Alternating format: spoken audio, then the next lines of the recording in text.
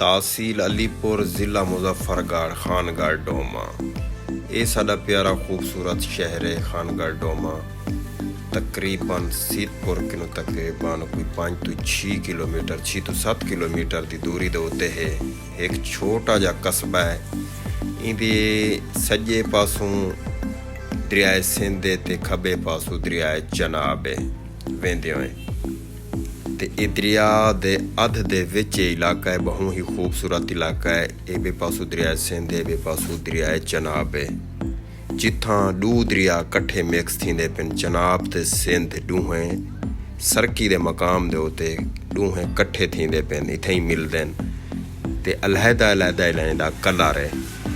ये साडे इलाके दी पहचान है खानगढ़ डोमा दी। इत्थां काश्त जरिए गंदम, कनोला, सरियम, मूंगी, कमांद इत्थां पैदा थींदे। नंबर 2 इत्थां किर बहुत सारियां कौमां आहिनि। बलोच मारका, अरई मारका, मलिक थी गए,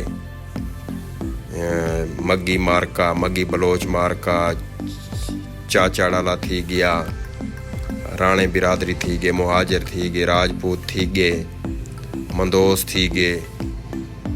ढेर सारिया इत्थां कौमां रहंदियां आहिनि। इत्थां गवर्नमेंट हाई स्कूल है, नंबर 2 प्राइमरी स्कूल भी है।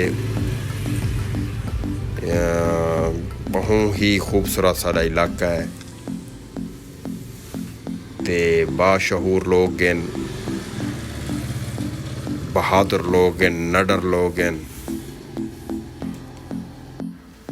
अगर तुसां इथों केर सरकी आले पासों वेसो दरिया क्रॉस करे सो तो तुहाकू ठुल हमजा लग से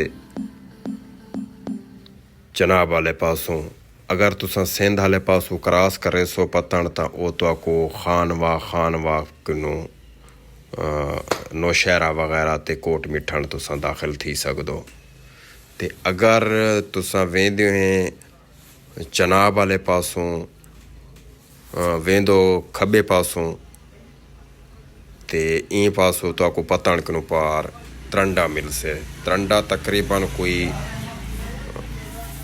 7 तो 8 किलोमीटर की दूरी ते पे पतन किनू ते इं सरकी किनू अगर वेसो तुसां ठुल हमजा भी तकरीबन 7 तो 8 किलोमीटर पे दूरी ते अगर तुसां वञणा चाहंदो इडे खानवा या राजनपुर वो भी तकरीबन कोई 10 तो 15 किलोमीटर की दूरी ते पे।